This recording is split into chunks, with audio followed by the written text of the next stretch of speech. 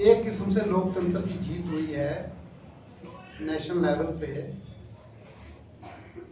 India गठबंधन को 234 सीटें मिली हैं, जो एक अपने आप में बहुत खुशी की बात है, क्योंकि जो एनडीए की सरकार थी, जैसा वो कह रहे थे कि 400 के पार, ऐसा संभव नहीं हुआ।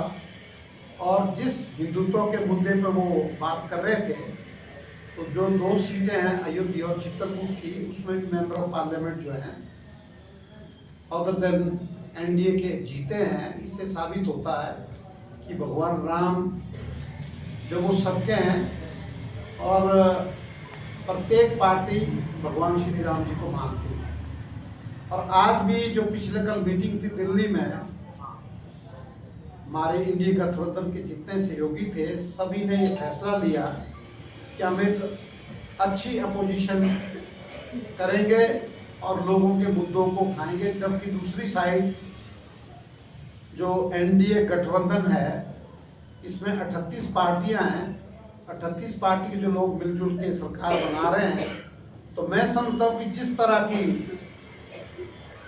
अलोकतांत्रिक तरीके या धांधलियां एनडीए गवर्नमेंट ने पिछले टाइम 10 साल में की है, ऐसा संभव नहीं होगा। जहां तक हिमाचल प्रदेश के इलेक्शंस की बात है, तो जो 6 लोग ये विधानसभा की सीटें थी, उसमें हमें 4 मिली हैं। 34 सीटें हमारे पास है। 38 सीट हम बिल्कुल फुल मेजॉरिटी पे है। हम उनको बधाई भी देते हैं, प्रदेश सरकार को, माननीय मुख्यमंत्री जी को। लेकिन जो लोकसभा की सीटें हैं, लोकसभा की सीटें हम नहीं जीत पाए हैं। और जो लोगों ने ये फैसला दिया, उसका हम बिल्कुल सम्मान करते हैं, क्योंकि ये सबसे बड़ा फैसला होता है। लेकिन जहाँ तक मंडी पार्लियामेंट कंस्टिट्यूंसी की बात है, बेशक विक्रमादित्य जी इलेक्शन नहीं जीत पाए हैं, लेकिन एक अच्छे योद्धा की तरह उन्होंने ये लड़ाई बिल्कुल सक्षम होकर लड़ी है। 4,62,000 वोट मीन्स 45% वोट उनको पड़े हैं। इसके लिए हम मंडी पार्लियामेंट कंस्टिट्यूंसी के जिला कुल्लू के सब लोगों के, जितने हमारे लीडर्स हैं, चाहे वर्कर्स हैं, सबका धन्यवाद करते हैं। क्योंकि भारतीय जनता के पार्टी के पास धनबल था, लेकिन हमारे पास जनबल था। आपने देखा होगा किस तरह का ये इलेक्शन चला। मोदी जी मंडी आए, इनके जितने बड़े बड़े लीडर्स थे, वो हर क्षेत्र में इन्होंने 2-2, 3-3 जनसभाएं की, और उसमें काफ़ी धनबल का यूज हुआ है। और लास्ट में ये देखने को मिला, जो हम हर ब्लॉक से, बूथों से जो रिपोर्ट्स ले रहे हैं, कि लास्ट के दिनों में किस तरह का धनबल का और दूसरी कई चीज़ों का इन्होंने मिसयूज किया है। लेकिन चलो, ये लोकतंत्र का रिजल्ट है, इसकी हम सम्मान करते हैं। लेकिन हम विक्रमादित्य जी को दिल की गहराइयों से बधाई देते हैं कि आपने जो विजन मंडी पार्लियामेंट कंस्टिट्यूंसी के लोगों को दिया था, यही विजन हमने नेता प्रतिपक्ष श्री जयराम जी से और सुश्री जो कंगना रनौत जी हैं, वो इस मंडी पार्लियामेंट कंस्टिट्यूंसी से इलेक्शन जीती है। हम उनको बधाई भी देते हैं, लेकिन साथ में ये आशा रखते हैं, उपेक्षा रखते हैं कि जो विजन विक्रमादित्य जी ने दिया इस मंडी पार्लियामेंट कंस्टिट्यूंसी पे, उस पे आप अपनी क्लैरिटी भी दें और उस पे आप कार्य करें। क्योंकि जैसा विक्रमादित्य जी कहते हैं, हमारे कांग्रेस के लोग कहते हैं कि कोई भी कैंडिडेट किसी भी पार्टी का हो, पार्टी उसको तब तक होती है जब तक इलेक्शन का रिजल्ट नहीं निकलता। आज वो मेंबर ऑफ पार्लियामेंट हैं, तो मैं समझता हूँ आज वो मेंबर ऑफ पार्लियामेंट पूरी मंडी पार्लियामेंट्री कंस्टिट्यूंसी को रिप्रेजेंट कर रहे हैं। हम उनसे आशा करेंगे, जो नेता प्रतिपक्षीय या भारतीय जनता पार्टी, चाहे केंद्र में चाहे हिमाचल प्रदेश में, इनके जितने लीडर्स हैं, 4 सीटें इन्होंने जीती है।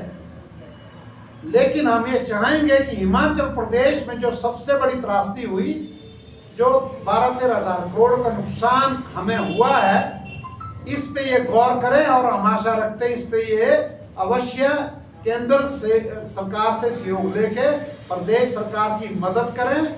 और जितनी भी योजनाएं पेंडिंग पड़ी हैं, चाहे वो भुजोग टनल है, चाहे जलोड़ी जोग टनल है, चाहे कुल्लू का मेडिकल कॉलेज है, चाहे ब्यास नदी का सोलंग नाला से लेकर के आउट तक का तटीकरण है, इसमें ये स्पष्टीकरण दें। कांग्रेस पार्टी जिला स्तर से लेकर के प्रदेश स्तर तक एक कारभार तक जो है भूमिका निभाएगी।